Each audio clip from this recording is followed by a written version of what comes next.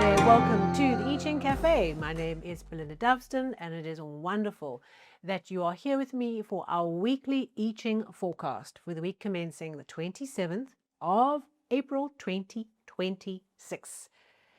Looking back to last week, as we always do, what did we reflect on? What did we learn through the I Ching from the week that just went by? We had Hexagram 31 influence, speaking to something really drawing your attention, firing you up, getting you excited, attracting you to what you need to be. The things that belong together, coming together and finding each other, just like two star-crossed lovers across the universe, finally finding each other at the right moment, the right time.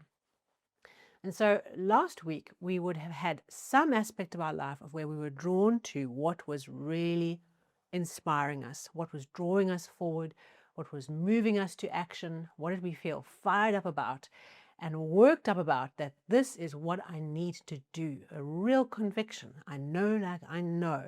Just like when you enter that courtship phase where it's exciting and there's energy and it's just a wondrous burst of enthusiasm for something that's important for you.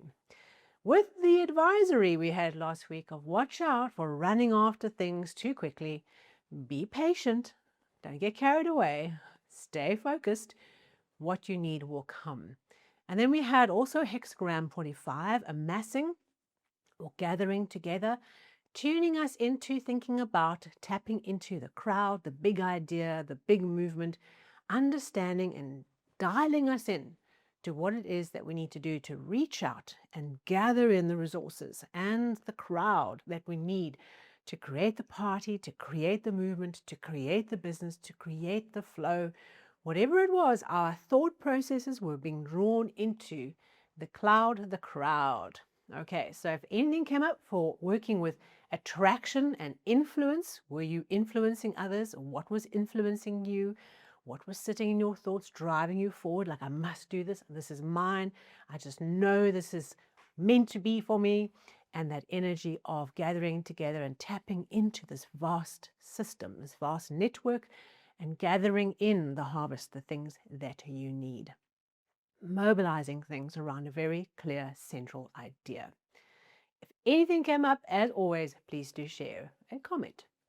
All right, let's get into this week. It's the last week of April, and we'll have a little bit of May thrown in at the end of the week. Never fear. Let's get into this last week, what the I Ching is asking us to pay attention to focus on. Amidst all the many things in our individual lives, in our world, we are being asked to pay attention to. Our first hexagram this week is hexagram 15, modesty, or humility, or restraint. This is the idea of the power of the lowly being, okay? The small little thing, right? Being humble and balanced and in your power by being small and large at the same time. When we look at the structure of the hexagram, we have earth on the top and mountain underneath. So you can visualize we've got mountain ranges and we've got earth going into the mountain ranges and filling up the chasms and the gaps with soil, okay, and flattening out the landscape. All right. So what is low is then made high, okay, what's the bottom of the valley now gets raised up to the top. And what were peaks get leveled out and put on the same playing field as everyone else. This hexagram is all about teaching us about the power of humility, balance, moderation, the middle way, all right, finding a way to bring humility and balance and moderation to what it is that we are doing. Restraint, humility, humbleness. Okay. Now, we often think of this hexagram that when we get this hexagram, we're being told to be humble. Okay. It's about the balancing act, right? It's about everything coming to a level playing field. So you might find in your life, this is about lifting you up from the valley floor and bringing you to a place of balance and equilibrium. It might be asking you not to step into ego, but to step into your power. When we're asked to work with this hexagram, this is balanced power and moderation and temperance. This is not low ego, kowtowing, and down. Okay, and if you are struggling with your power karma, okay, if you're struggling to be in your power, this might be a week where you are challenged to raise that up as the situation around you is raised down to find an equilibrium. Okay. If you're too much ego, too high up on the top of the peaks, the situation brings it back down. Okay, it's a leveling of the playing field. I like to think of this idea of this hexagram as being the power of the little creature. So you can see there's a picture of some ants here for this hexagram. But for me, I just love bees. Okay, so for me, the humble bee, not the bumblebee, the humble bee is the picture that I have in my mind for this week. And we think about the bee, they're a small, tiny little creature. They form part of a big hive, a big community that creates value by working together. Okay, but each bee is important, right? And each bee does their job tirelessly for the benefit of the whole, but for their journey, what they are there to do, right? And if they aren't doing their job, right, all these little bees all doing their humble little job, the humble bee, we don't eat. Okay, so there's this power here in understanding that the small doing its bit and being in its power from its place of its job that it's there to do creates massive knock-on effects for the whole ecosystem. And that's what's really important to understand about this hexagram. I see there's so much deep and meaningful power in the idea of humility, of moderation, of temperance, of that middle path. So for you, where do you need to be in that center? Where do you need to find a bit more of a balanced approach? Where can you reduce the peaks, lift up the valleys, right?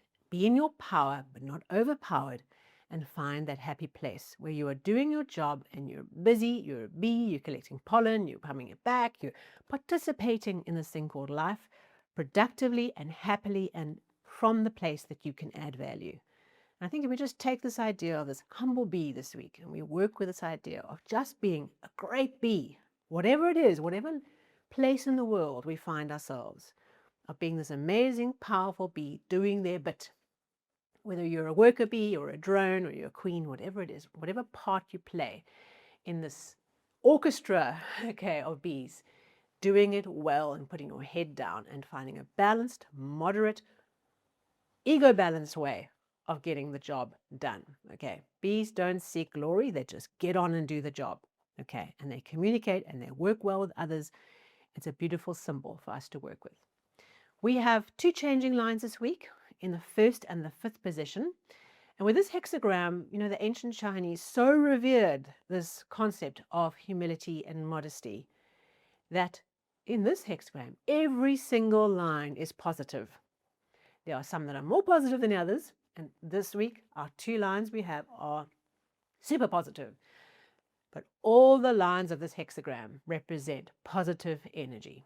Okay, so in position 1 and 5. In position 1, our first changing line for this week, this changing line calls us to bring honesty, humility, humbleness to the task ahead of us, but is asking us to focus, think carefully about what we want to do, and take the big step. So there's something around initiation energy with this first line of getting things moving, of activating something important, but we do it from a position of humbleness and gratitude and balance. So those are the characteristics we're needing to bring to this moment as we start up this week. We bring those characteristics to the thing that's in front of us. We think carefully around what we're needing to do. Okay, we don't be reckless. And then we take the action. There's some big step here that's potentially waiting for us. That we approach it with humility, we can go for it. And there's this wonderful energy of initiation, of activation that goes with stepping into this energy this week. Take the big step, go for it. And then in position 5, our other positive line says that we have developed this power to inspire others through our modest and humble approach. We have the supportive people. So we have bees that are wanting to gather around us, to work with us. And what we need to do is we need to gather them in, mobilize those bees, and go for it. So there's two lines here that both speak to this idea of drawing in the resources, being focused in the first line, and mobilizing our support, because the support is there in the fifth line, drawing that energy in and going for it. 2 lines where action and movement and activation are being supported this week. And the more we stay connected to a meaningful purpose, especially with line 5, the more we communicate that important purpose to others, and it really resonates, the more we get support and the more we get this kind of green light to just go for it. Mobilize with others and go for it. A very powerful activation this week that's possible for us when we come with that humility, with that balance, with a moderate, balanced, logical adult view that is not too high and not too low, not overpowered, not underpowered, just in that Goldilocks zone where things are in balance. And then that translates to a second hexagram. With those 2 changing lines, it transforms to a second relating hexagram that sits as a parallel flow. We read both hexagrams together for the week. As the week goes, the second hexagram builds in strength and the first hexagram wanes in strength. We have this transformation from the one to the other. And our second hexagram is hexagram 63 after completion. You will remember that at the end of March, we had this exactly same hexagram. Okay, so there's a story here. Something has ended and we're finishing the ending. This is what hexagram 63 means, after completion. The completion, we are finishing the finishing. It's such a weird idea of you aren't finished, right? We are never finished.